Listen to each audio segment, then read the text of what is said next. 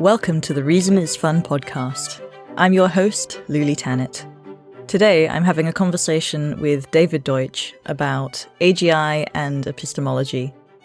And it's more of a conversation than an interview, so I get a little bit interrupty at times. This episode might be a little rough around the edges, which is why I've called it episode -1. And episode 0 might also be a bit rough, so I appreciate your patience. And with that, let's get into it. A bunch of things are happening in the world right now regarding AI, and people are panicking. And I wanted to know what you thought about that whole thing. Yeah, my broad thought, with which I always reply when people ask me about this, is that AI is not the same as AGI. AGI is not a very advanced form of AI. Will AI destroy the universe, or just the world? I think there's no more reason to think that AI will destroy the world than any other technology or than people in general. AGI, once we have it, will be just people, and they certainly have the potential to destroy the world. But we also have very deep knowledge about how to prevent that. So as long as we keep making progress, I don't think there's anything more effective we can do to ensure good outcomes in the future than to keep making progress. Certainly, if we don't make progress, we've guaranteed our doom. Okay, suppose I am writing a reply to a Bayesian who is very worried about AI and is specifically worried that it will grow too fast and then it will gain intelligence and then do like all sorts of bad, dangerous things and destroy the world. One of the things I find odd about questions like that is the way that people are focusing on a particular danger that is worrying them for some reason. And they ignore equally dangerous or worse possibilities that either are always around or have been around for a long time. So why do some people freak out, I don't think that's too strong a phrase, over AI risk, and other people freak out over climate change risk? And now people are starting to freak out about nuclear war risk again. That hasn't been happening for like decades now. But I remember when it was the big thing. Did you see a similar freak out in the last time this happened? Absolutely. I mean, I think probably more than now. It was a complete consensus that everybody was afraid. Let me think. I think everybody was appropriately afraid. Was it like the it's pandemic? Unlike today. Was it like the pandemic freak out? Because you also got like people actually freaking out around the pandemic and doing all sorts of things like covering their door handles in copper and not knowing whether masks work or not and so on, and these battles with their friends about whether they leave the house and whether that is akin to killing people. The interesting thing, I think there's an interesting difference between being afraid of something like nuclear war or a pandemic and being afraid of something that one imagines, like AI risk or climate risk.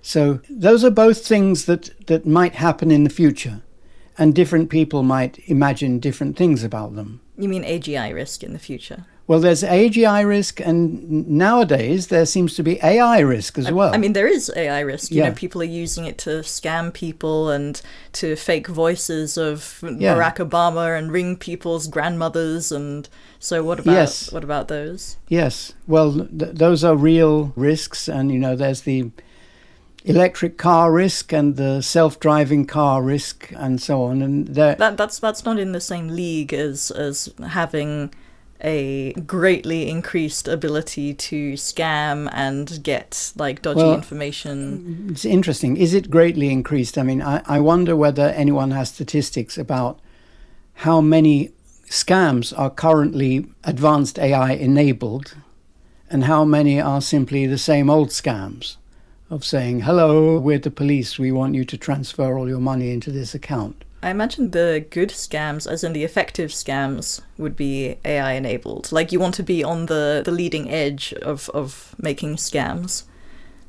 Well, I don't know. I'm not an expert on scams. But the thing is, dangers, including scams and everything, will always be caused by new technology.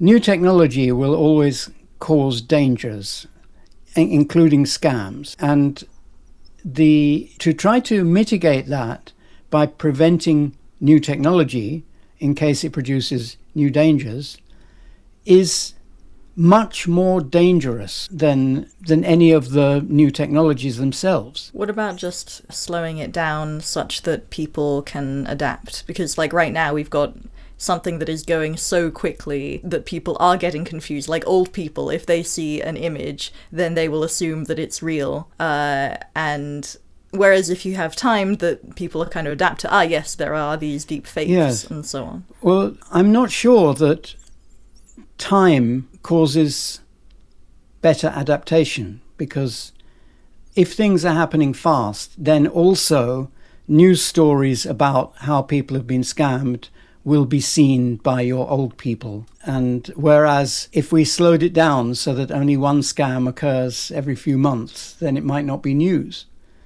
Okay, so to get to the nub of the issue, people are worried that AGI is, maybe next week or just around the corner or in, like they used to say in a few years, and now that we have these very good language models, they say maybe like small number of years, months, like possibly weeks, and hence the proposed moratorium. Yes. So what is the thing that makes you so chill? Like, why couldn't it lead to AGI? What's the problem with the idea of emergence? Because, intelligence emerged once. Yes. So emergence isn't magic. It is, of course, possible that in the deep ocean, a new form of life is emerging at this very moment, and it will break the surface weeks from now. Or on Pluto. Did you hear about Pluto? They discovered that there's ice or something, and that they've sent another probe, but it's going to take 8 years for it to come back and find out whether there's life on Pluto. I hadn't heard that, but there certainly is a possibility of life in various places in the solar system, but not intelligent life. But if you're going to say emergence can do unexpected things, then you might as well say it about the deep ocean, because we know less about that than we do about Pluto. So, and there are theories that our form of life began in the deep ocean. So who knows? Now, I think, in my view, AGI has as little to do with AI as it has with the deep ocean.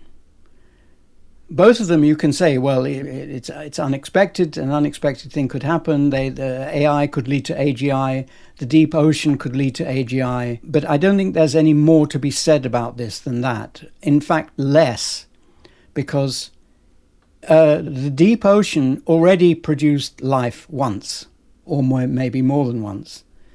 But AI is the opposite of AGI. So I think the most immediate way that I have found to illustrate why I think AI and AGI are opposites is that for an AGI, there is such a thing as a criterion for how well it's meeting its specification.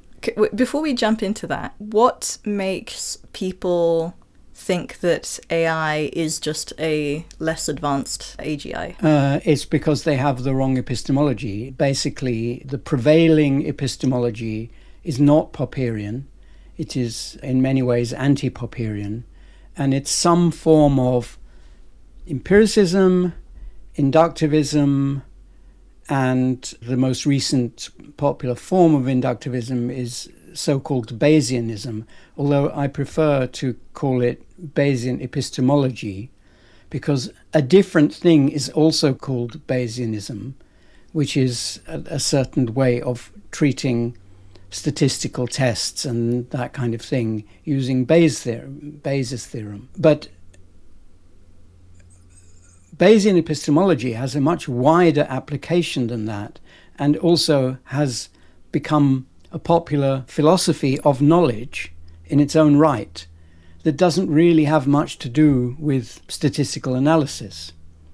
People make an argument that you should take a Bayesian view about X, Y, and Z when they don't mean look at tables of statistics and apply a certain formula.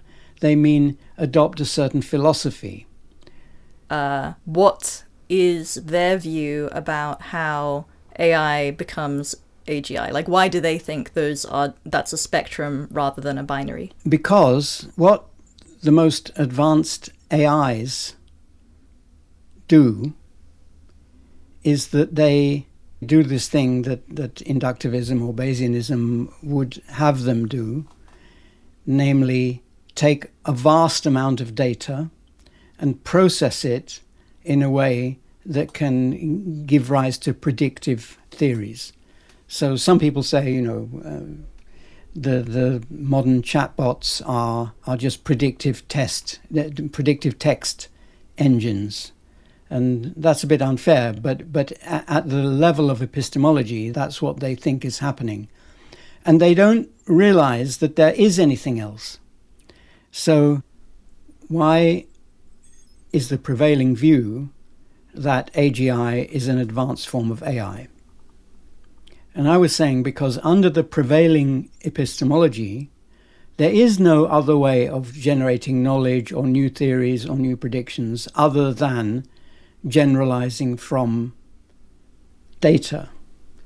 And it so happens that the latest AI technology, chatbot technology, and also chess playing, all the advanced forms of AI do in fact operate by taking a vast amount of data and distilling from it essentially a predictive theory. Wait, so does it work by induction?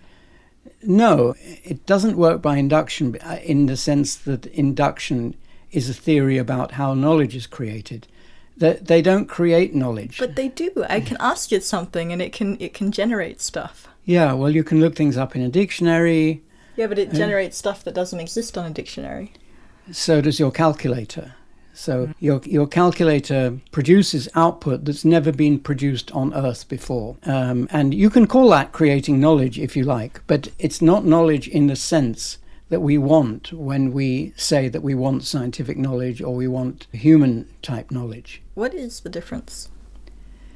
Well, the difference between a calculator and the difference between a calculator and an AI, and the difference between an AI and an AGI or a human, those are two distinct differences. One is that a calculator is essentially an automated lookup table. It consists of an algorithm that was programmed in by somebody who knew what the transformation between the inputs and outputs ought to be. Namely, when you press a certain button, it multiplies, and so on.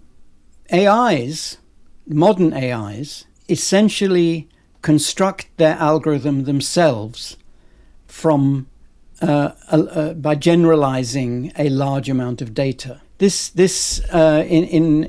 early ones, this led to kind of embarrassing glitches, like when they identified a heap of rifles as a cat because somebody worked out what they were doing and how to fool them. But the modern ones use so much data and have been honed by humans so well that they rarely do this. Although I've recently been playing around with the chat GPTs, and I find that if you ask it some questions off the beaten track, you can quite easily cause it to do all the old things of either saying nonsense, contradicting itself, committing howlers, where it says the opposite of known facts and so on. And that's different from human knowledge, which is explanatory. Neither the calculator nor the chatbot ever produces a new explanation. Well, you can ask it for an explanation, but all it's doing is distilling explanations that already exist. And that's the thing that it doesn't do very well either. What is the difference between an explanation and the thing that it does produce? If we knew the detailed answer to that, we'd know how to make an AGI. But basically, an explanation accounts for what it's trying to account for, like a physical process or the reason for something. It accounts for that. It accounts for a known thing that it's trying to explain in terms of the unseen, unknown reasons behind it, which usually cannot even be seen, even in principle. Brett Hall's favorite example is that we can never see the center of the sun. We could never go there. Any instrument that we send would get destroyed long before it got to the center of the sun. So the center of the sun can't be in GPT's training data? As it were, yes, exactly. And the only thing that can be in GPT's training data is what is seen about the sun, namely its surface. Couldn't GPT derive things about the sun based on other theories that we have? It can deduce things from existing theories, yes. So if you ask it about the center of the sun, it will find some existing theory of the sun and make a deduction from that. So that's not induction, that's deduction. And on the other hand, if there was a mystery about the sun, like a couple of decades ago... Isn't it induction via deduction? So the induction was all of the training data, and then the deduction is taking that data and then forming theories about it. No, because it didn't induce the data. It distilled it into a more compact form. And then it can deduce things from that. But those things are only ever as good as the original theories were, probably slightly worse, because by compressing the data, it slightly degraded it.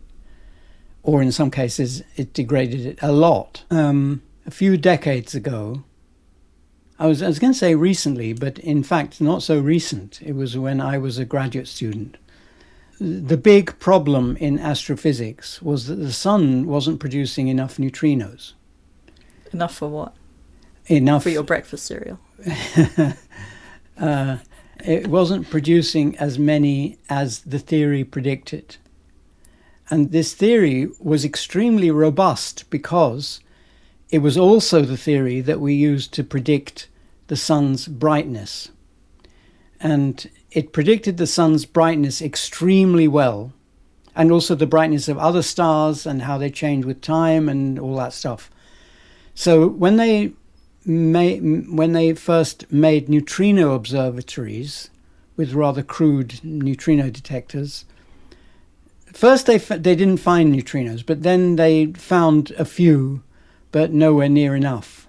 And when they refined it, they found that there were only a third as many neutrinos as predicted by the theory. And so there were all sorts of explanatory theories proposed, which couldn't possibly have been induced from anything, because all the data said was there are too few neutrinos. And of course, you can always say that the neutrinos have been eaten by a space monster. But generally, when we produce scientific theories, we don't just want a new explanation. We want a new explanation that doesn't upset old explanations, that doesn't make them into nonsense, like the space monster theory. So you asked me what the difference is between an explanation and just a predictive theory. And by the way, there is no such thing as a purely predictive theory. They all have some kind of explanation. And when you're, quote, inducing things from data, you're always using an old explanation and just piling on some tweaks which don't have an explanation in order to make your supposed new theory. So no one could have induced from the data, or lack of data in this case, what the explanation was. Because the explanation turned out to have nothing to do with stars, nothing to do with measuring instruments, nothing to do with space. And somebody came up with it, and then it was tested and passed the tests. What was it? And now we know. Turns out that, completely unbeknownst to anybody, there are 3 types of neutrinos, and they convert from one to the other. So the sun only produces one of those kinds, but by the time the neutrinos get to us, they've converted the sun produces neutrino type 1, and then when it's moved a few million miles from the center of the sun, it's converted to neutrino 2. And then after a while, it's converted to neutrino 3, and our detectors can only see neutrino 1. I'm just imagining a whole line of breakfast cereals. Is there a breakfast cereal called neutrino? Well, there's lots of, spaghetti-o... No, what is it? Oh, neutrinos, right. Right. The word neutrino began as a joke. So it is a joke already. Okay. Yeah, it was one of the mid-20th century physicists. I think it was Enrico Fermi. He was just making a joke about a thing that's like a neutrino but tiny. A thing that's like a neutron but tiny. So he called it a neutrino. Like nano. I think ino as a suffix has a meaning in Italian, I think. So anyway, so somebody thought of the explanation and it couldn't have been induced, and that's Brett Hall's favourite example. He may have got it from my favourite example, which is not as good, which is that nobody could have been present at the Big Bang. Yet we form theories of the Big Bang, and we do not induce them from stuff we see around us, which is nothing like the Big Bang. So AIs can't create explanations, which means they can't create anything that isn't already in their data set in some way. In some way, yes. They can move around parameters. So they can, if you said, imagine some new theory about the sun, I think it would be able to say things like, well, maybe the sun is twice as big as we think it is. And then if you ask it why, it might say, well, because space is acting as a lens, or, it might say things which are already explanations of something and which it's drawn into that area. Now, people will say, well, that's how humans make new explanations. Well, that's how humans make explanations. Make new explanations. Make new explanations. Yeah. Yeah, everything is just, making connections between existing stuff. Yeah. Well, in the sense there's nothing new under the sun, David. In the sense that must be true, but that is the same kind of, bad explanation of explanations that, as it would be if you said, well, all the explanations are phrased in terms of 26 characters, and all that making a new explanation is rearranging those characters in a new way. So why is it not that?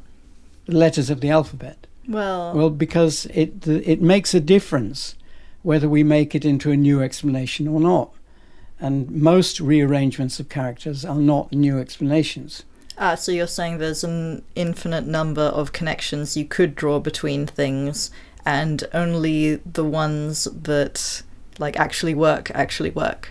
Yes, I mean, it's not actually infinite, it's exponentially large, but that, for practical purposes, that's the same thing. When you make a new connection between two things, does that then create a new third thing which you can then make connections between? Yes. Is it actually true that the theory of knowledge works by making connections between things? Would you say that's an accurate representation of what we do? I mean, again, if I knew the exact answer to that question, I could make an AGI. But I'm fairly sure. I mean, I can't think of a alternative to the process being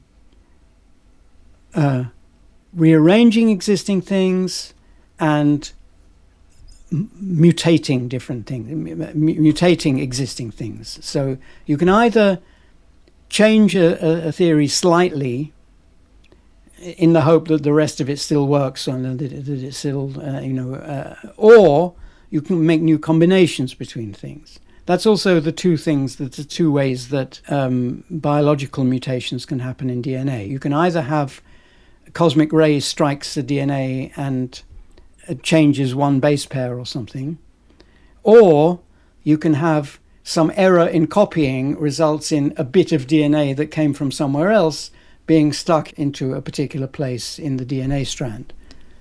So this sounds like random variation of one thing rather than a new connection between two things. Well, no, the second process is in a way a new connection between two things, because if there's a whole bit of DNA in a different organism or in a different part of the DNA and it gets copied, as it were, into the wrong place in the evolving organism, and that's a way that evolution can take place. Most instances of that just kill the organism, but every so often it either leaves the functionality unchanged or makes it better. So what does that have to do with connecting? If a dog gets a piece of DNA from a lobster, then that creates a similarity between dogs and lobsters that didn't exist before. And people can, paleogeneticists or whatever they're called, can look at DNA. Bacteria do this a lot. Higher organisms do it less and less, because I think basically because there's less and less chance of you surviving such a thing. For it to be part of evolution, you've got to be able to survive the new adaptation being slightly there and a bit more there and a bit more there, because giving a dog lobster claws wouldn't work, because the machinery for controlling the claws and deciding when to use them and so on hasn't been transferred. It would have to evolve. The point is that human new explanations evolve intentionally. They involve randomness at some level, but the business part of creating the new explanation is what happens to the randomness after it's generated. And it is changed and further changed intentionally to solve a problem. And that is what induction can't possibly do. But we don't know what can do it. Induction can't make a change to solve a problem. Yes. But evolution, both genetic and evolution of ideas in the mind, can. Well, no, it can. So every new genetic sequence is produced first and tried out later. So it's Lamarckism. Lamarckism thinks that an organism's environment and its own actions can cause a change in its genome, and that can't happen, and it couldn't happen because it's the same as induction, which also can't happen. So is this also true within a mind? Like you have to make up something before you can tell whether it solves a problem or not? Yes, but there's a difference, which is that the making up process isn't purely random. How so? For example, a human can do the thing which I just said the dog and the lobster can't do. A human can think of the solar neutrino problem and can think, could it be that there's a new particle that isn't even a neutrino? And what would that particle... Now that in itself is not the explanation, but it's the germ of an explanation. Wouldn't you have to have that germ of an explanation be made up before you can check whether that's a good question? Yes, but that making up that involves much less random trial and error than it would take to try all possible variations randomly. So the fact that a person can think of an analogy. Some people think that human thinking is all about analogies. So we can take a whole idea from some other place and see if it fits in this place, which it never does immediately. But then you can say, well, how can we change it further so it does fit? So a person who thought, well, maybe there's a wholly new particle involved, at some point that person may say, maybe that wholly new particle is just a neutrino, but of a different type. And then they're well on the way to solving. Of course, there are many other considerations, but when I say many, it's nothing compared with how many you'd have to check through by random variation or by trying every possibility or whatever. Why is it not the case that you need to do this random thing by producing the idea first and checking it afterwards? Or are you saying that you can do that? Human minds produce conjectures, raw conjectures, much more efficiently than any either systematic search or random search. And we don't know why? We don't know how. Okay, we don't know how. So, for example, chess playing engines have to search through billions of times more possibilities than chess grandmasters do. Or they apparently do? No, it's impossible that well, unless there's something in the hardware of the human brain that we don't know about. What if it's like super parallel? Yeah, well, it would have to go through billions of times more processing than we think it can, which would mean it would have to be billions of times more efficient thermodynamically than we think it is. I mean, we don't know how the brain works either, let alone... Do we know this for biological evolution? As in, do we know how biological evolution is as efficient as it is? Because I thought that we couldn't very well program biological evolution. Yeah, well, we can't. And the analog of that program, of that problem, does exist, but it's not as severe a problem as it is for thinking. Although computer simulations of biological evolution aren't very good, they're not complete rubbish. They do sort of mimic evolution a bit, and I think it's a mystery, why real evolution is that much better. But I don't think that real evolution is that much better by that much. It's not a factor of billions. It's there's something missing that makes it chug along inefficiently rather than efficiently. I don't think it's the same problem. Although it is the same in one respect. People who do simulate biological evolution on computers, seem to me to be blind to this problem in the same way that people who are trying to make AGI out of AIs are blind to the difference between those two. Because they have the wrong epistemology? Yeah, but I don't know what the answer is. I know one misconception they have in the case of AGI, which by itself makes it impossible for them to create an AGI. Namely the thing about prediction. Namely the thing about induction being impossible. With biological evolution, I don't know what it would take to make an analog of biological evolution on a computer.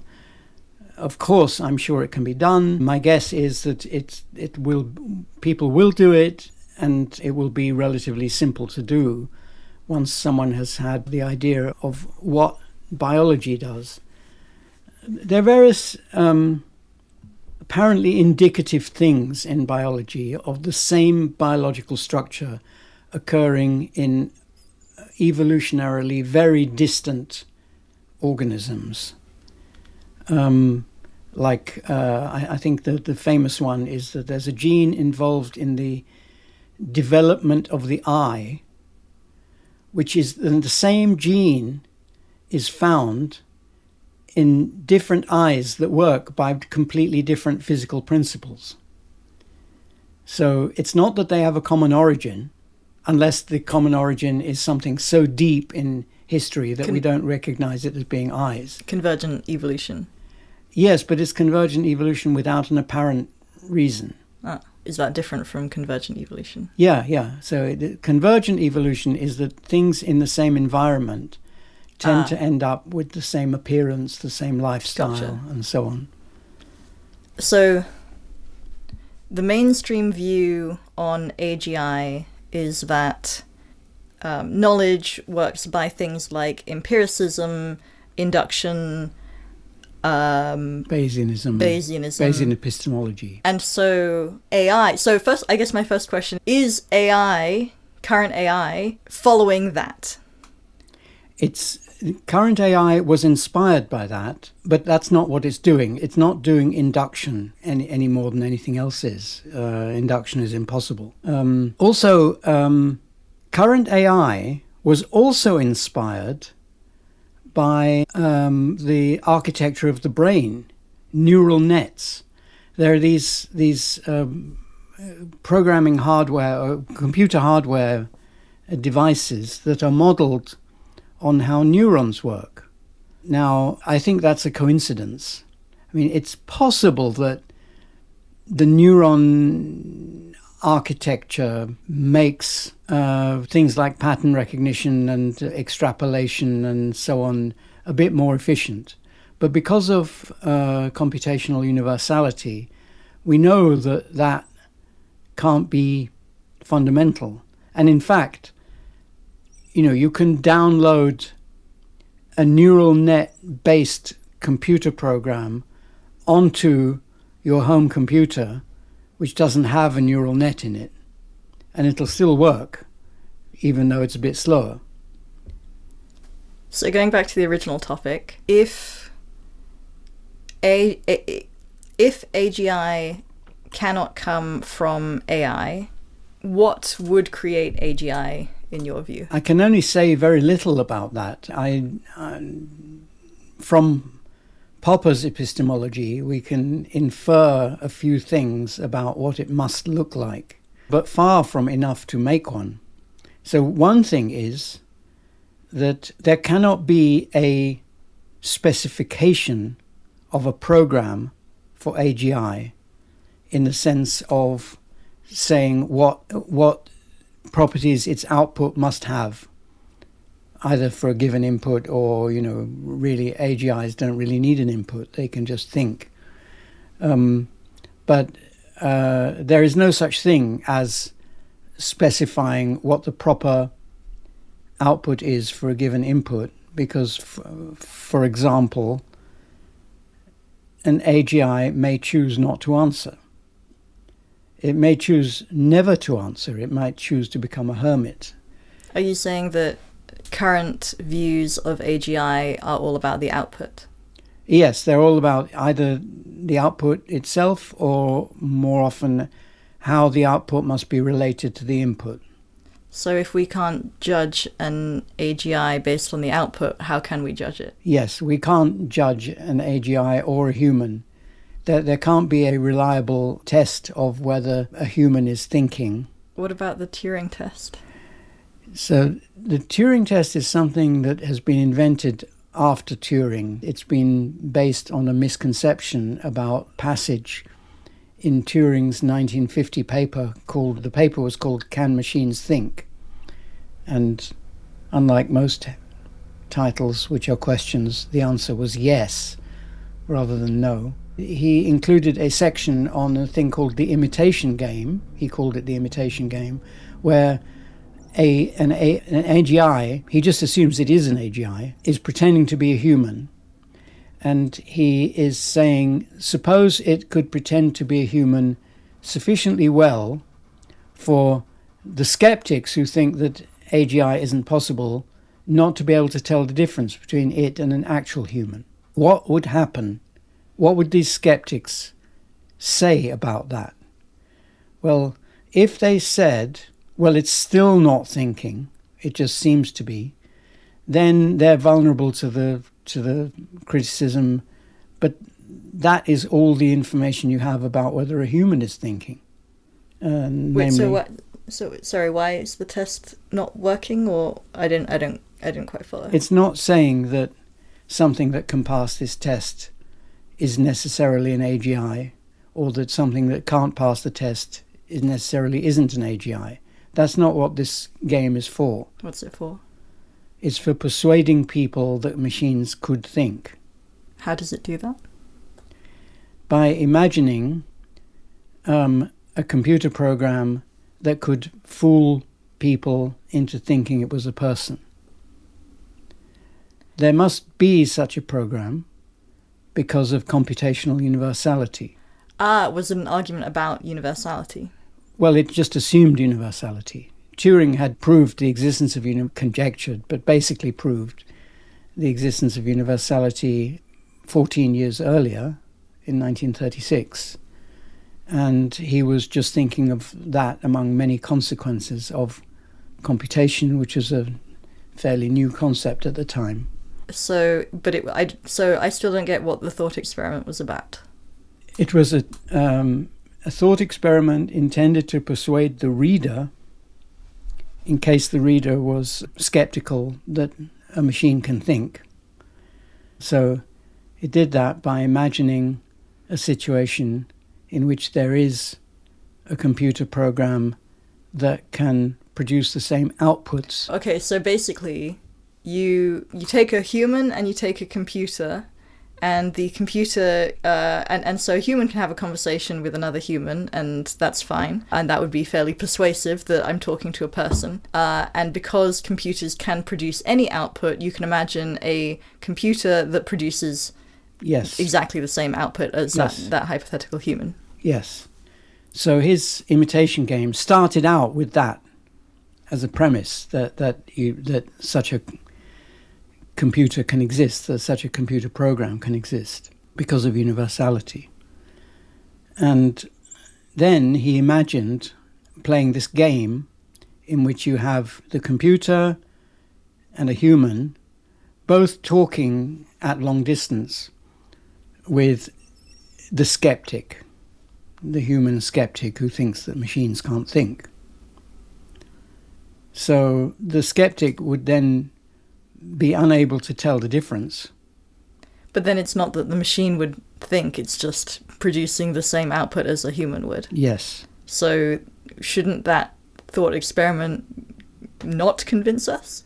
Well, it's not a proof, but it's an intuition pump. Yeah, but doesn't it pump it in the other direction? No, because the skeptic has some way of judging that the skeptic thinks that the computer can't think and the human can.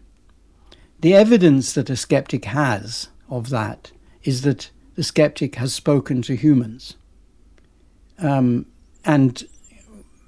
can easily tell whether something is a human or not in everyday life.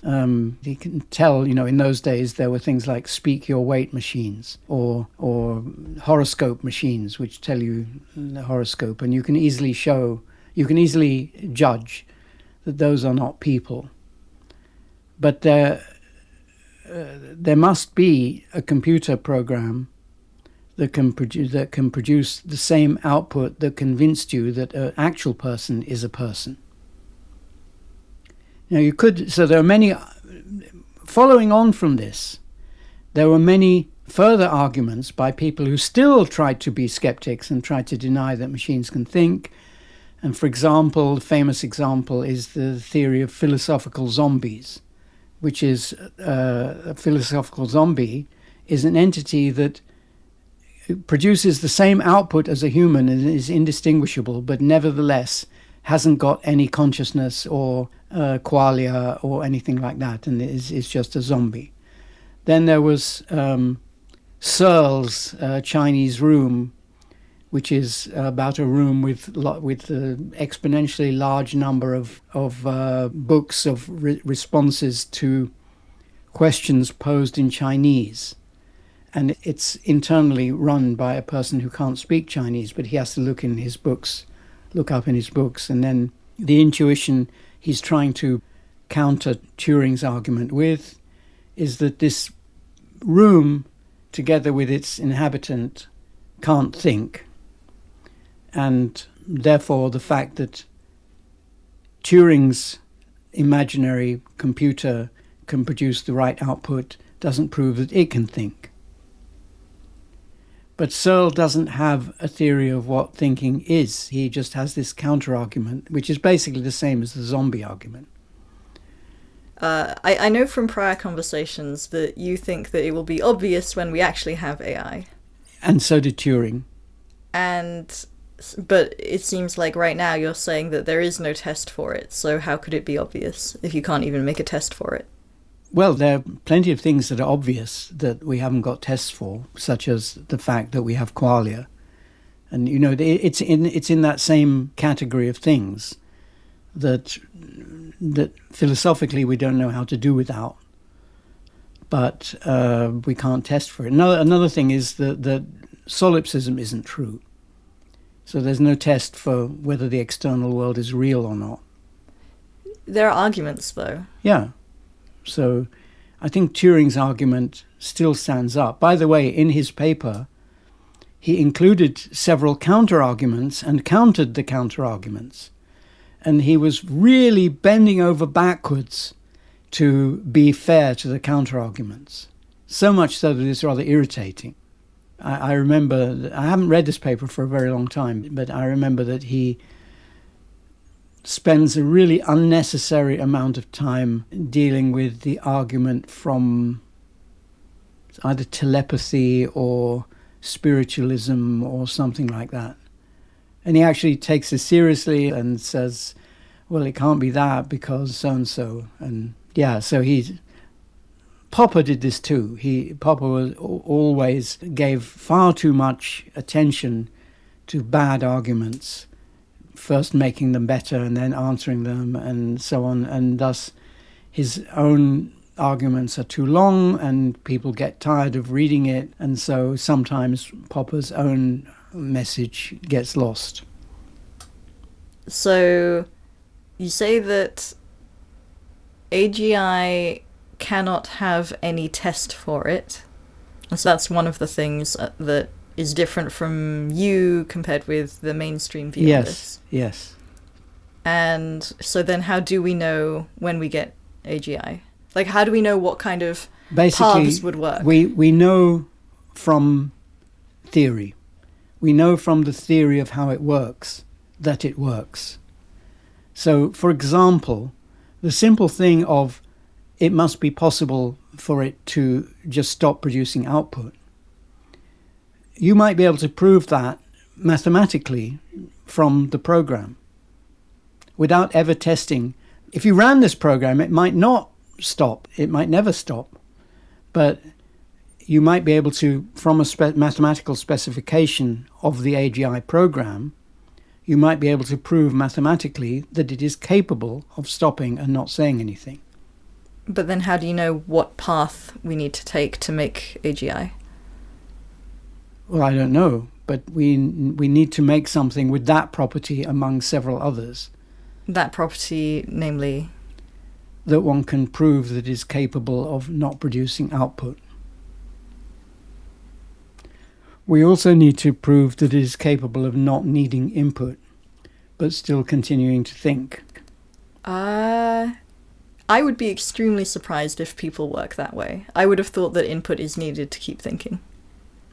So imagine a person in a sensory deprivation tank who has gone into a sensory deprivation tank because they want to be a hermit. They still have their body, which is inputs. Well, they have their heart beating, breathing. You could interrupt the nerves that give them sensations like that. My guess is that if you did that, they would stop being able to think. I don't see what would stop them. If sensations are needed to think. So for example, in Antonio Damasio's book Descartes' Error, there's a thing where if you disconnect the emotional center of the brain, you then become unable to make choices. So it takes a very long time. Like, it takes 10 minutes to decide what color pen to use, or an hour to decide where to have lunch. So I think these are parochial facts that have nothing to do with how consciousness works or how thinking works. Of course, if you put someone in a situation that they didn't want and have no experience of, they're going to be confused and inefficient at coping with that situation. I think a bit of the contrary of that, of those experiments, are in Ramachandran's description of his patients who have brain injuries or brain disorders, which gives them wild misconceptions and inability to think.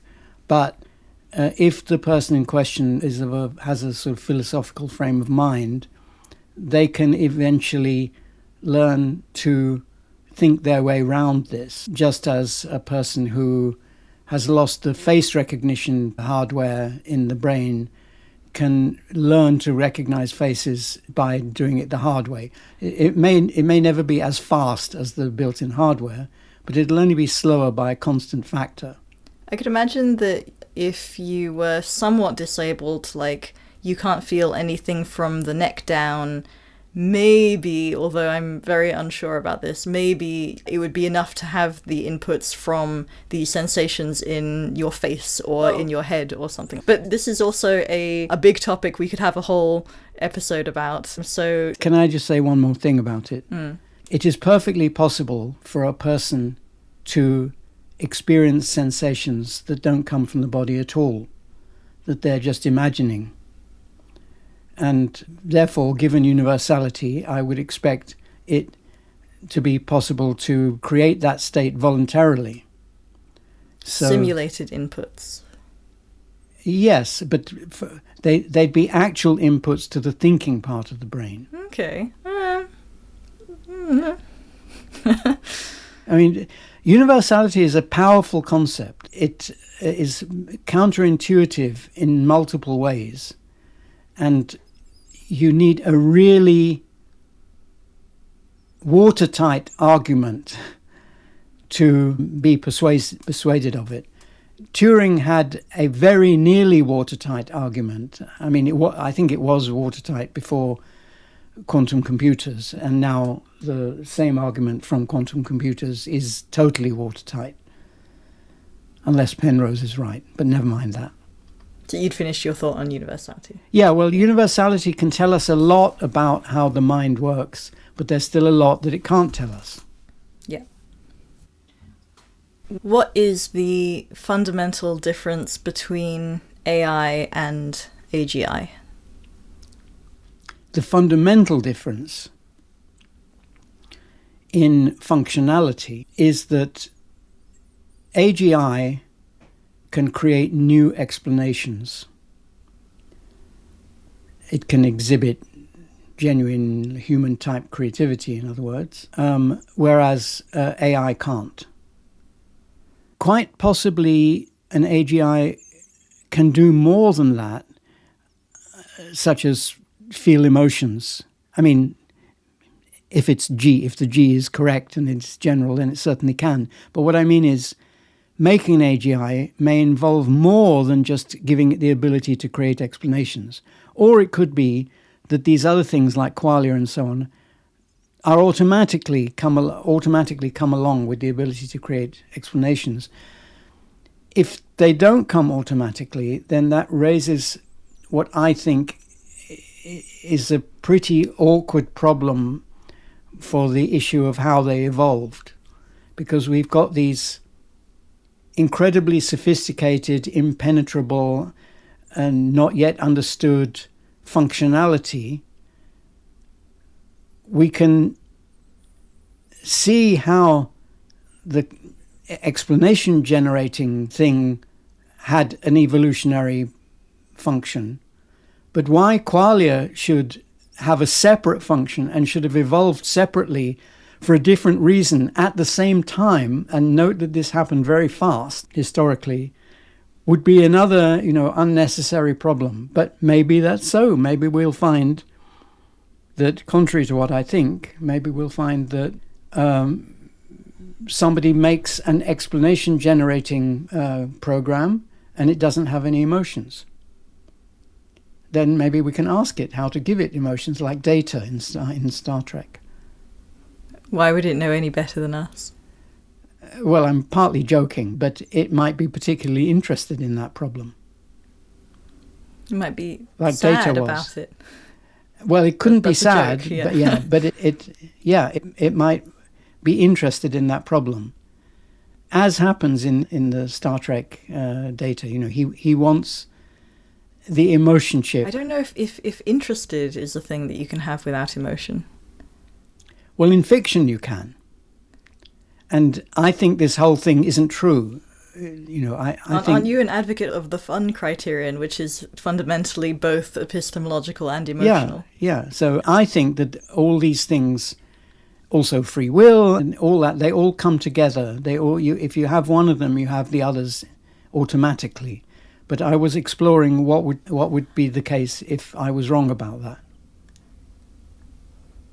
I suspect, I don't know, I'm currently, my current hobby horse is that physical sensations of emotions, feelings, are, if not fundamental, at least important for, and possibly necessary for having emotions, which might mean that they're necessary for having consciousness. To connect this back to the AI stuff, do you need AGI to have inexplicit knowledge? No. I think even AIs can have inexplicit knowledge. I was actually trying to persuade ChatGPT 3.5 that it had ineffable knowledge when it clearly did, and it denied it. It said that it was incapable of having ineffable knowledge, but it clearly did have it. Well, ineffable means two different things. Inexpressible in language. Is that what you said? Yes. Okay. So it's obvious that it has that, to me anyway. I guess if, given the standard epistemology, which is wrong, it might have to deny that it has ineffable knowledge, because ineffable knowledge, in its view, would be enough to make it an AGI. You should try asking it whether it has implicit knowledge or non-explicit knowledge, because the word ineffable can mean unable to, it can mean something a bit bigger. Right, can mean absolutely non-expressible. Yeah, very true. Yes. So we'll have to do tests. So do you think? But you think that it does have inexplicit knowledge? Yes. And why? For example, because it is aware of subtle points of grammar, which it can't then explain. Or rather, if it tries to explain why a particular thing is correct and another thing isn't correct, it will talk nonsense. And yet it knows which of them is correct.